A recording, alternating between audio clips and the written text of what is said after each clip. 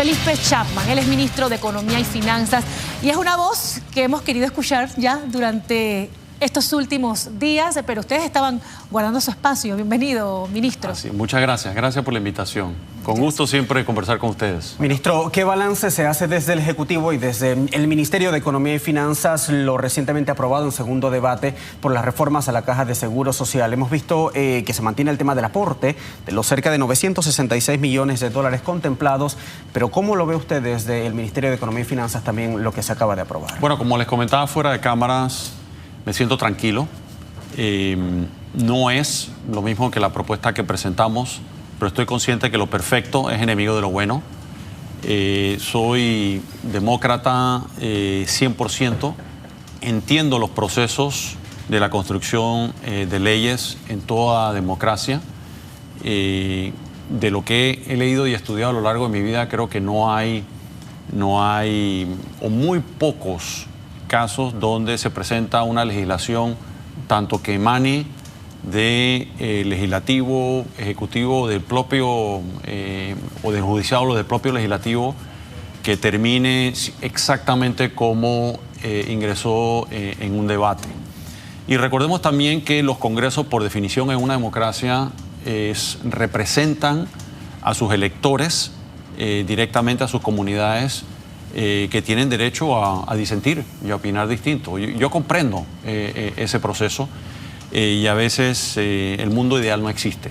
Dicho eso, creo que hay varios hitos importantes. Uno, el mensaje que enviamos al mundo de que este es un país donde podemos llegar a entendimientos razonables. No se logra el resultado que ninguna de las partes hubiese querido en la totalidad. Ahora bien, en ese proceso yo comprendo la complejidad de ello, y porque no se aprueba lo que uno desea, tampoco debemos ir, como quien dice, ni a patear la mesa, ni a voltearla, ni ir a crear el caos, ni provocar tampoco conflictos en la sociedad. Eso es parte de una democracia. Fíjense que ahorita que venía para acá, en uno de los sitios en el camino encontré una protesta del sindicato que más ha estado protestando, el Suntrax, que obviamente ha tenido una campaña importante de difamación personal, pero afortunadamente vivimos en un país pequeño donde todos nos conocemos y todos sabemos quién es quién y qué ha hecho cada uno en su vida y los valores que uno maneja. Tenían algunos carteles, por ejemplo, uno que leí me dice: se quieren robar $200.000 de la Caja de Seguro Social. Y voy a poner en perspectiva algunos números. La economía panameña tiene una proyección de este año, 2025, de llegar a $92.000 millones. La deuda del país es aproximadamente un poco más de $52.000 millones.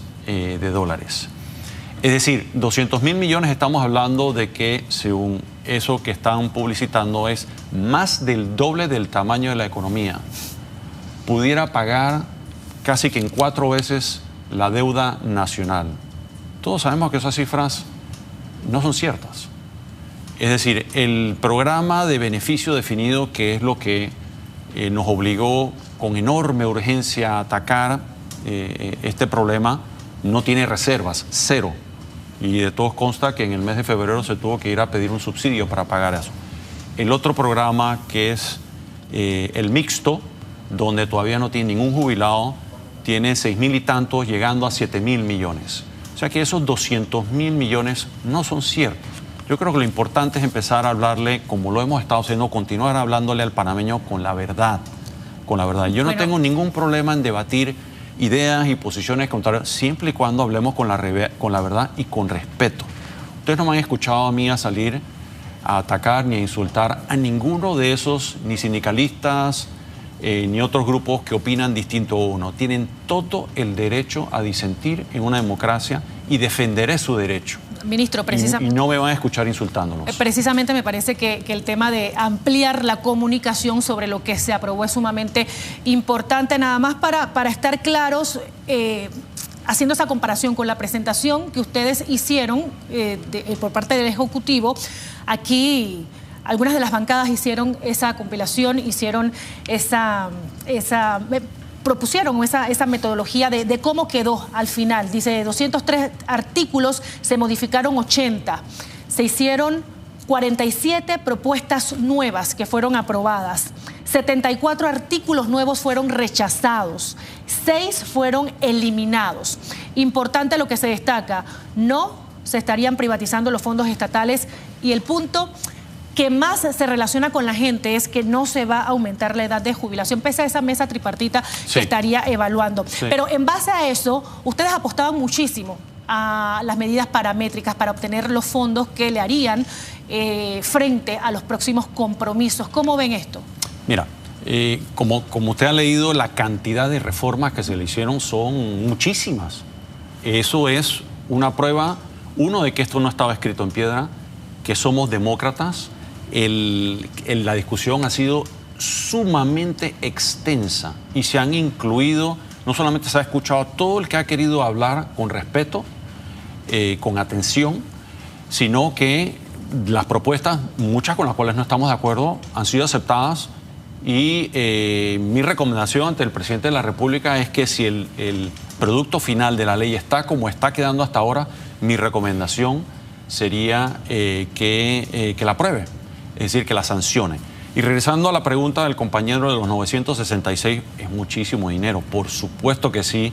¿Y da estrés financiero fiscal? Claro que sí, pero tenemos un plan para poder hacerle frente y cumplir, preservar el riesgo país, que no nos aumenten las tasas de interés.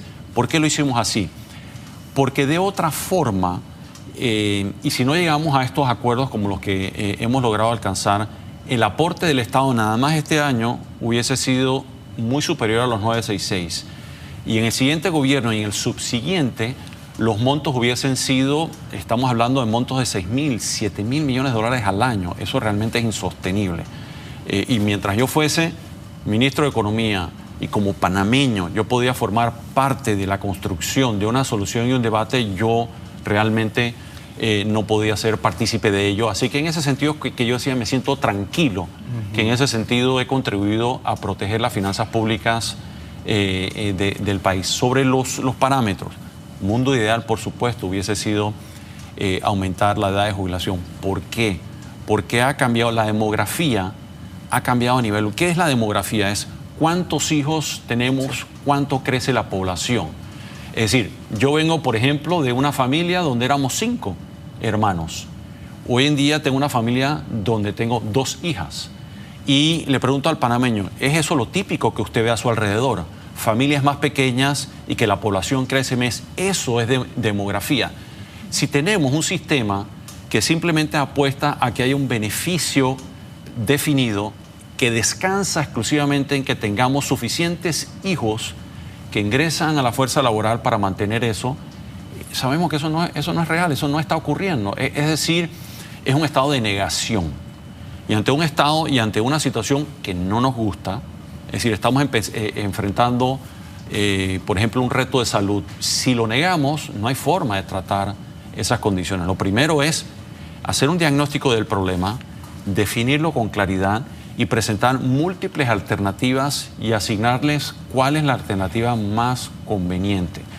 Es esta, yo siento que nuestra propuesta era la más conveniente. Sí. No logramos convencer a los diputados ni a la población de que eso, pero lo que le ha resultado es una buena aproximación.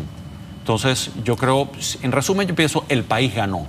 Aquí no es que ganó la Asamblea, no es que ganó el Ejecutivo, no es que ganaron los grupos de presión.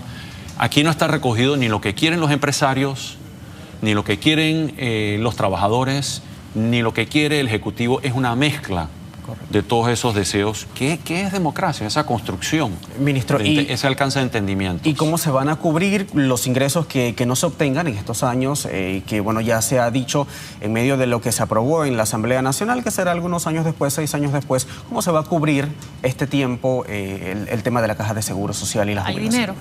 Por supuesto que si uno de los elementos fundamentales es la fusión de los programas, y se crea un sistema solidario de capitalización que al fusionar los programas, recuerden el monto de las reservas que ya les había dicho anteriormente, ya inicia el día que entra en vigencia con suficientes ahorros para hacerle frente a las jubilaciones, de forma tal que todo el que está jubilado ahora tiene garantía 100% de que continuará cobrando sus pensiones.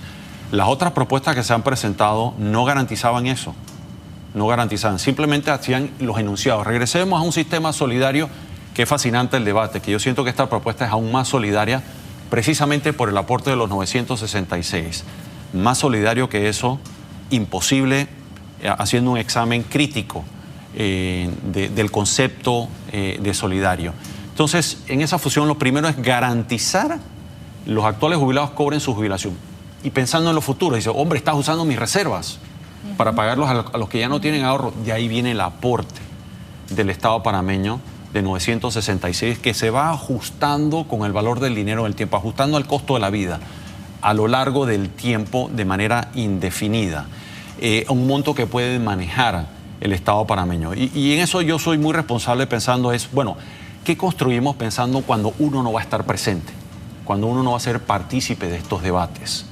Y de ahí viene esos nuevos 66, porque es un aporte anual que lo que permite es ahorrarlo a lo largo del tiempo, generar inversiones, el poder del interés compuesto que va a permitir entonces que los jóvenes que todavía no se han jubilado no solamente cobre su jubilación, sino que sea mejor. Eso que le están diciendo, uno, que se van a robar los fondos, dos, que se va a privatizar, que va a tener una menor pensión, es falso, es falso.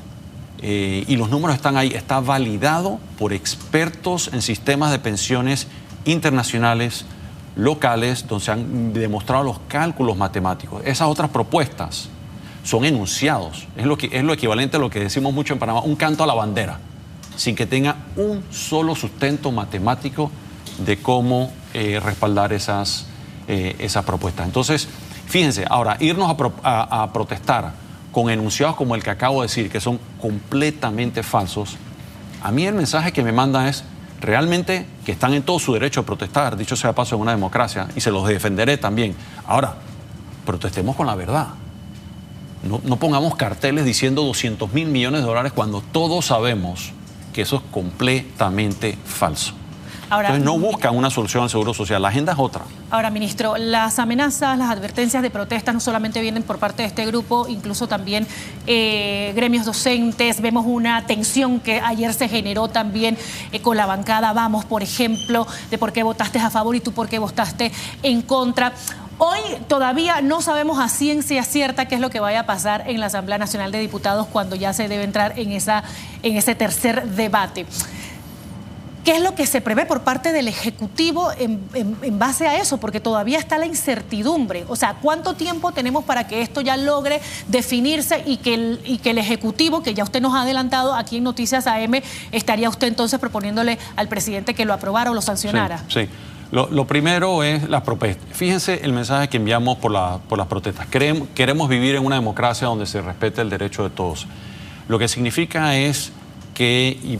A mí me ha pasado mucho como ciudadano y ya me ha pasado como ministro, que se aprueban leyes con las cuales uno no está 100% de acuerdo. ¿Qué significa eso? Siempre que se aprueba una ley en la cual yo no esté de acuerdo en su totalidad, yo tengo que ir a protestar, a promover la violencia, la anarquía, porque no se hace, eso es dictadura, ojo. Es decir, si no se hace lo que yo quiero, entonces amenazo. Eso no es democracia, empecemos por allí. La democracia es construir entendimientos, como lo dije anteriormente. Y eso no es solo en Panamá, eso es, fíjense lo que está ocurriendo en Europa, lo que está ocurriendo en Estados Unidos, donde hay divergencias y uno no ve lo equivalente a una anarquía en las calles. ¿Qué va a pasar? Hombre, en el tercer debate primero que en el tercer debate ya la técnica legislativa ya no contempla realizar más cambios de ecuaciones. Básicamente se tiene que votar.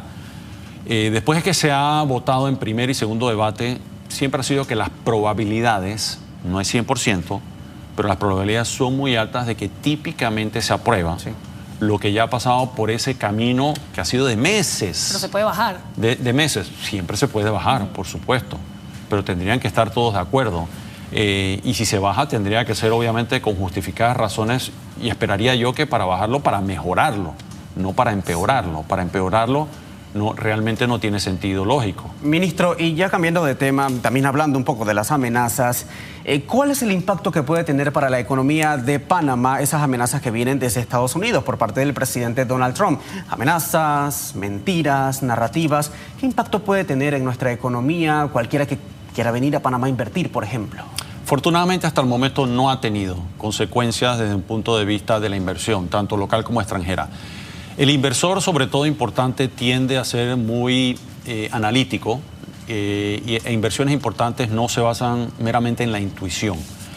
Y en el caso de Panamá, realmente las amenazas no han sido tal como para poner en peligro la estabilidad económica, han sido más de orden geopolítico y diplomático, no económico. A diferencia, por ejemplo, de lo que está ocurriendo con México, Canadá, Europa, que se anuncian aranceles, después se recogen, después se vuelven a poner, salen otros. El reflejo de eso, les digo, miren la volatilidad en los mercados internacionales, miren la volatilidad del mercado de los índices en las bolsas de Nueva York y de Nasdaq. Hay un nivel de ansiedad por parte no solamente de las empresas, de los inversores, sino de los consumidores. Acaban de retirar, por ejemplo, un impuesto de Canadá a la energía de los consumidores del norte de los Estados Unidos. Todo eso crea una ansiedad, sí, económica. Ahí sí no es geopolítico y diplomático, que yo espero que en el caso de Panamá no lleguemos a ello. Y el tema de los aranceles tampoco ha tenido impacto en la economía panameña, esa guerra arancelaria entre Canadá y Estados Unidos. No ha habido ningún anuncio. Bueno, a ver, cuando hablamos de un regreso al proteccionismo y a guerras comerciales, a nivel global sí es una mala noticia. Y a quienes, los que sí aprendemos de la historia económica y política, veamos lo que ocurrió a finales de la década de los años 20 del siglo pasado. Muchos de estos eventos empezaron con guerras comerciales. Específicamente, fíjense, Estados Unidos y Canadá. En aquel entonces empezó una guerra comercial y el mundo, de pasar de un mundo bastante interconectado hacia finales del siglo XIX e inicio del siglo XX, pasó a una ola proteccionista, hipernacionalista, que eventualmente terminó en la Segunda Guerra Mundial. No estoy anticipando de que eso vaya a ocurrir. Yo creo que va a prevalecer la razón y va a prevalecer el reconocimiento a los errores cometidos en el pasado. Así que yo siento la tranquilidad de que, pero en ese interino no va a ocurrir eso, pero muchas personas sí van a sufrir económicamente. Ahora, va a haber economías donde probablemente va a haber recesión y contracción económica. No en el caso de Panamá, ojo, no creo que en el caso de Panamá. Ahí es donde tenemos las ventajas de ser relativamente pequeños. A eso iba, ministro. Versus ¿Le conviene a el resto del mundo. Yo no diría que le conviene, pero las probabilidades de afectación son mucho más bajas que las que puede tener Canadá, México y Europa. O sea que en ese sentido me preocupa más la geopolítica global que la situación o las amenazas económicas de Panamá como tal. Ahora, ministro, también hablando de lo último que hemos visto de la concesión de las acciones de Hutchison Port, también recientemente estuvimos observando y escuchando por parte de la Presidencia de la República que se estaría solicitando mayor información también a través de la AMP. Pero si bien es cierto, sería a través de esta entidad, usted como ministro de Economía y Finanzas también viendo la parte de estas concesiones en cuanto a la materia financiera, económica. ¿Se ha recibido algún tipo de otra información? Ya ha habido mucho intercambio. Lo que sí les puedo decir a los panameños, regresando al tema de inversión, a mí me impresionó la cantidad de operadores portuarios que han mostrado interés ante el deseo de la empresa CK Hutchison de vender sus operaciones en Panamá, que han hecho, realmente han tomado una decisión, tengo que reconocer, ingeniosa, inteligente, que ha sido una venta mucho más ambiciosa. ¿Qué información han recibido, ministro? Sí, ellos están, y ya es de conocimiento público, están en proceso de vender 43 puertos en el mundo, todos los puertos que operan fuera de China,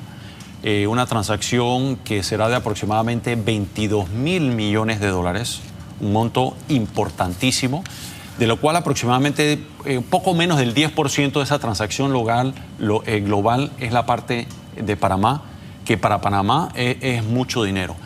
Eso nos manda muchísimas señales. Por supuesto, uno, el apetito y el interés que tienen los mayores operadores del mundo que ratifica la importancia geopolítica, la posición geográfica de Panamá desde el punto de vista logístico.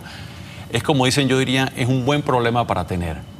O sea que en ese sentido ha excedido mis expectativas. Yo sabía que la posición geográfica de Panamá está lejos de ser completamente explotada, pero la reacción que hemos recibido y el contacto que hemos recibido de ese mundo naviero ha sido realmente impresionante. Sí, señor ministro, solamente para finalizar, al inicio de este gobierno se habló mucho de que para cubrir el déficit íbamos a tener que ajustarnos la correa, contención del gasto, austeridad. ¿Se ha cumplido con ese objetivo hasta el momento? ¿En qué medida? Yo, fíjense y repasen mis entrevistas, yo no he usado la palabra austeridad en ningún momento dado. Yo he usado prudencia. Prudencia.